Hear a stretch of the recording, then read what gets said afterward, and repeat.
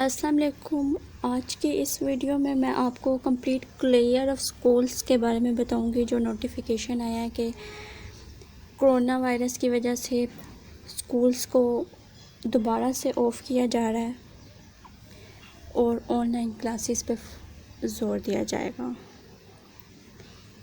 There will be complete clear of schools in districts beyond 5% positivity including classes from 9 to 12. Maximum emphasis on online learning.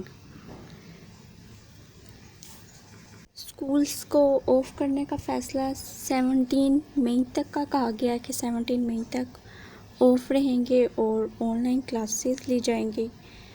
और ये किन classes के बारे में कहा गया है? 9 to 12 मैक्सिमम जो है वो क्लासेस ऑनलाइन लर्निंग ही होंगी।